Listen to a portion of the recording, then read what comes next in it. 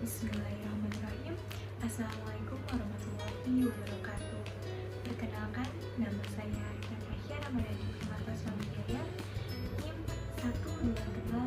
122120048, jurusan Hadis Bahasa Indonesia, kelas 5B. Di sini saya akan menganalisis percakapan berdasarkan konsep implikatur, deiksis, keanggapan, dan strategi kesopanan. Sebelumnya, saya akan melihatkan contoh percakapan chat saya bersama bunda saya. Nah, sebelum saya menganalisis, di sini saya akan memberikan konteks dan tujuan dari menganalisis percakapan tersebut. Nah, konteks dan tujuannya yaitu percakapan ini terjadi dalam situasi informal antara dua orang yang memiliki hubungan kedekatan. Nah, yaitu seorang anak dan seorang ibu, yang dimana pengirim sedang mengerjakan tugas proposal yang harus diselesaikan pada malam itu dan merasa membutuhkan dukungan karena adanya kedekatan emosional. Pengirim merasa nyaman dan meminta doa dari penerima. Nah, tujuan percakapan ini adalah untuk mendapatkan dukungan spiritual dan moral dari penerima, serta memperkuat hubungan emosional melalui komunikasi yang santai dan penuh perhatian. Selanjutnya, saya akan menganalisis percakapan bersama bunda saya. Yang pertama itu ada konsep implikatur. Sebelum saya menjelaskan menganalisis implikaturnya, saya akan menjelaskan apa sih implikatur tersebut. Implikatur yaitu makna yang tidak secara langsung terucap dalam sebuah kalimat, tetapi dapat dipahami oleh pendengar atau pembaca yang berdasarkan konteks percakapan dan situasi komunikasi. Nah, implikatur terjadi ketika seseorang menyampaikan sesuatu dengan makna tersirat yang perlu disimpulkan oleh lawan bicaranya. Nah, implikatur juga adalah makna yang tidak diungkapkan secara langsung, namun dapat dipahami dari konteks percakapan tersebut. Nah, contoh yang pertama yaitu menganalisis dari konsep implikatur, yang dimana pengirim memberikan chat kepada penerima itu, doain ya biar malam ini beres tugas proposal teteh.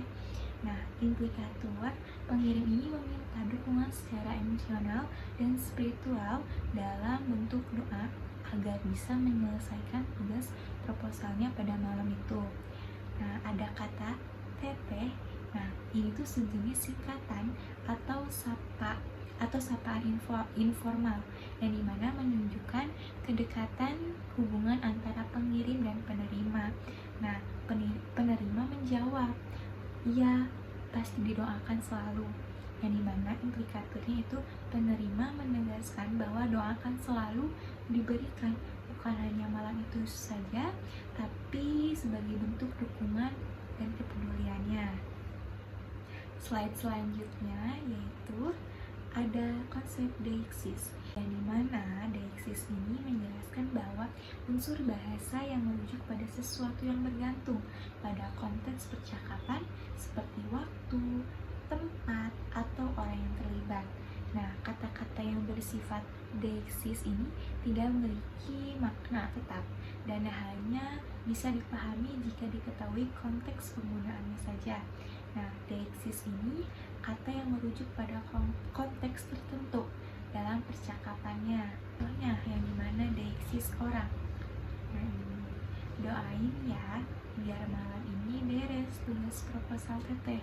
Yang dimana kata iya merujuk kepada penerima sebagai pendengar. Nah, dan teteh adalah sapaan yang merujuk kedekatan antar partisipan. Nah, selanjutnya itu ada deiksis waktu, yang dimana malam ini. Nah, merujuk pada waktu percakapan, yakni malam hari yang sama percakapannya dengan berlangsung. Slide selanjutnya yaitu ada konsep keanggapan, yang dimana dianggap sudah diketahui atau diterima sebagai fakta oleh pembicara dan pendengar sebelum percakapan dimulai. Nah, informasi ini biasanya tidak perlu dijelaskan atau diperdebatkan karena dianggap sudah menjadi pengetahuan bersama atau fakta yang diterima dalam konteks tertentu. Nah, peranggapan juga adalah asumsi yang mendasari suatu ucapan agar dapat dipahami. Contoh dari peranggapan ini yaitu pengirim, doain ya biar malam ini beres tugas proposal teteh. Nah, peranggapan ini ada dibagi 4 bagian, yang dimana pengirim sedang mengerjakan tugas proposalnya, yang kedua yaitu tugas proposal tersebut belum selesai, yang ketiga yaitu pengirim merasa tugas ini cukup sulit atau membutuhkan waktu sehingga meminta doa, dan yang keempat yaitu penerima memiliki kebiasaan atau posisi untuk memberikan doa dan dukungannya. Nah, penerima pun menjawab yaitu iya, pasti didoakan selalu. Nah, peranggapannya yaitu ada 3, yang dimana penerima peduli dengan pengirim dan bersedia mendoakannya.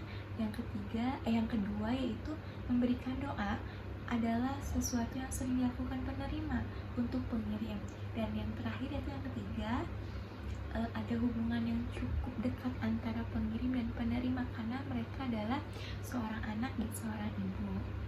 Yang terakhir yaitu ada konsep strategi kesopanan, yang dimana merujuk pada cara-cara digunakan dalam percakapan atau menjaga hubungan sosial yang harmonis, menghormati orang lain, dan menghindari potensi ketegangan atau konfrontasi.